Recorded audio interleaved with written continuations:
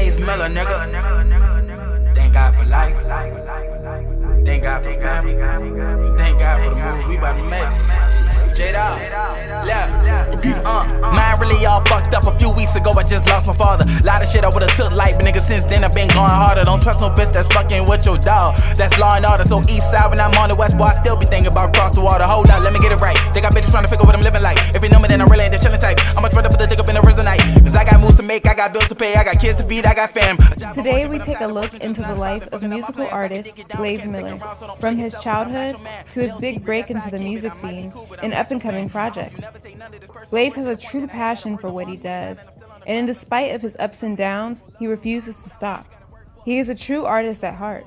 Let's get to it. Tell me where you got your name from. I got my name from two of my boys in elementary school, actually.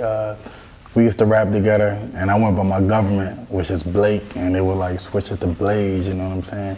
You spit that hot stuff, and it's got like more of an edge, and I stuck with it ever since. Yeah, and it kind of sounds like your name, so it's easy. It's close. Where are you from originally? Where'd you grow up? I'm from New Orleans East. What was it like growing up out there? It was cool. It had its ups and downs, just like every other place. But New Orleans, period, it's just like survival mode. But it was pretty cool for me around that time. Around that time, so it's probably a little bit. It was different back then than it is now, for sure. Yeah, I ain't gonna lie, it's like a war zone out there now. Yeah. What did your parents do? My mother and my father, they were like, they were both in the Army. So like, I'm a product of two people from the Army. And my mother, she worked in the Postal Service most of her time. And my father, he drove a lot of trucks. So military, Postal Service, and driving trucks. Yeah. That has nothing to do with music. So what made you want to do music? What age did you decide this is what I want to do? I probably was like 10. I'm not gonna lie, but what they did as far as their career-wise didn't help me as far as music. But my father was in a band, St. Aug. They call it the Marching 100, the Purple Knights. And you know, like most of the time, dudes want to be just like their father. So he was into the saxophone and stuff and always bragged about the band. So I used to look like, I want to do that too. Never end up playing the saxophone, but music is in you. The music is in me, yeah. What was the first track, the first album that you ever purchased? Actually, the first album I ever purchased, I believe it was like the Hot Boys, Guerrilla Warfare or something like that. My dad purchased it for me, like getting good grades in school. That was his like gift to me. What was your favorite track? I believe it was like We On Fire. It was their single track, yeah. Would you say that the Hot Boys were like a musical influence? Most definitely, like the whole Cash Money movement as a whole, but especially like Lil Wayne around that time, like I like looked up to those guys. Like I felt like by Wayne being the youngest one in the group, I felt like by me being so young, I could do that same thing coming from New Orleans. Like he gave us hope in New Orleans that we could do the same thing. As far as me, that's how I felt. Who else were musical influences? Was it just rappers from New Orleans, or was it people from all over? No, yeah, it was all over. Like, but I would say the rappers from New Orleans, just like they gave me that hope and that inspiration, like, and that motivation to be like, I can make it from this city, just like they did. But I'm just a big fan of music, period, because not only do I rap, sometimes you might hear a song from me while I'm singing, or I just do whatever I feel. Like, as far as music, like one of my favorite artists that's not a rapper is like Marvin Gaye. Like I really like Marvin Gaye. I'm into that kind of thing too. Like just music as a whole, I'm a big fan of. But the New Orleans movement, Cash Money No Limit, they really inspired me to really start doing what I'm doing. Yeah, they built the foundation. But you don't classify yourself as just a rapper. You're just a musical artist. I just classify myself as an artist. Because like I said, you might hear me do one song, and the song I do tomorrow might be totally different. And you might be like, is that the same guy? Like, but that's me. I just do whatever I feel, and then I put the body of work together as it needs to be put together. And you've been out for a really long time. So how do you feel about the new music that comes out? Because I hear a lot of rappers from back in the day say, "Oh, well, music's kind of changed. It's not what it was." Do you think it changed for the better, or do you think we're kind of slipping? I think so. I think you just gotta learn to adapt. Like, I feel their pain, but I'm not gonna be one of those bitter guys. Like, damn, music changed, and like I don't want to mess with it no more. Like you gotta adapt, because like, I mean, it was a certain way when you first started doing it, and you had to adapt around that time. So I'm not gonna be like sour. I know what you mean. Like the young kids coming up. Like, yeah, their music's totally different from what we listen to. It's totally different, but you got to think about it. Back then they had some weird music too. I remember my mom telling me about like the Humpty Hump and stuff like that. All that. We might look at that like it's weird, but like I think it's a wide variety of music right now.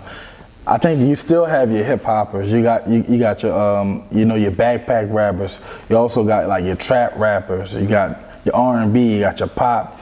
You got like your little Uzis and your little Yachties. But that makes it more of a wide variety. Like, I mean, I just feel like that's a whole nother genre. I don't feel like it's just hip hop, and that actually to me is a good thing.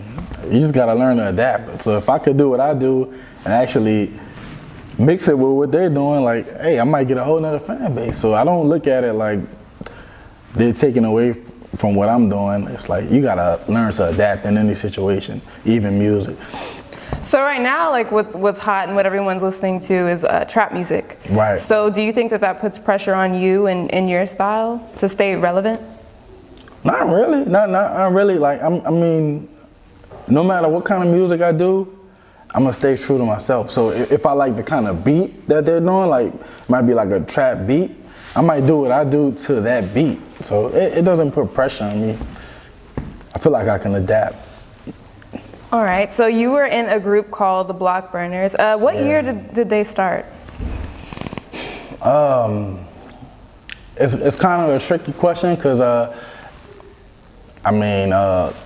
on CD, like first CD in stores, that was 2004. But a lot of people don't know that we got our jump in elementary, middle school. We started out with 3 people. It was me, Chris, who's called himself Young Chris, and my boy Jaws. Shout out to him. It was 3 of us at Osborne Elementary School.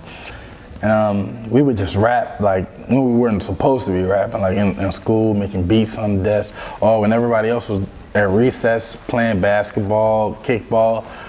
We were on the side like rapping, and then they would eventually stop doing what they were doing to come see what we were doing, because once again we were influenced by like the Hot Boys, so we like really thought we were them.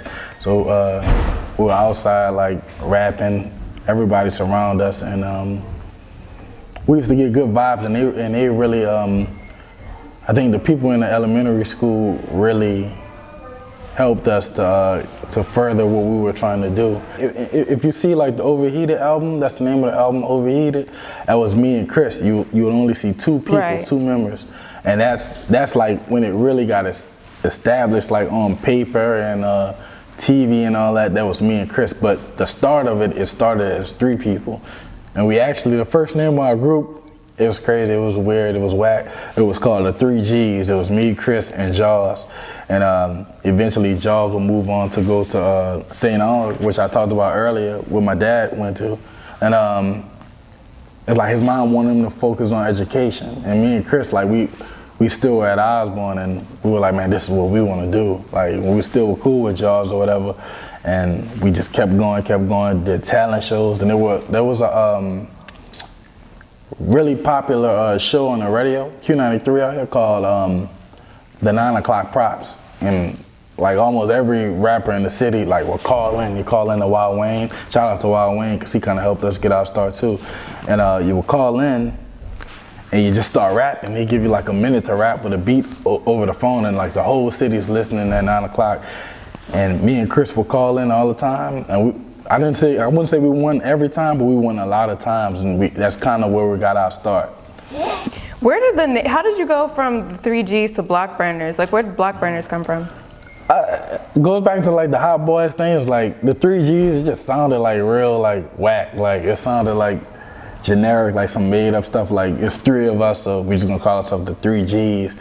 And G's is like gangster. Like, and we wasn't even that kind of group. Like we weren't gangster. Like that was just something to call ourselves. Yeah. And we thought about it since we like the Hot Boys and everything. Like hot, everything was like hot around that time. Like we're like block burns. I didn't even come up with the name. Me or Chris.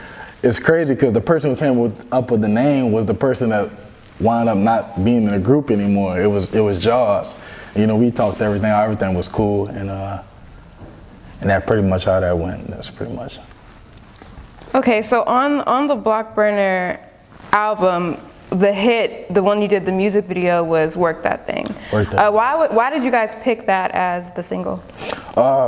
This is about to be some history and some stuff people didn't even know. I be working, nigga, really working, putting overtime for the dream. And I do it for the team, like LeBron with the ring.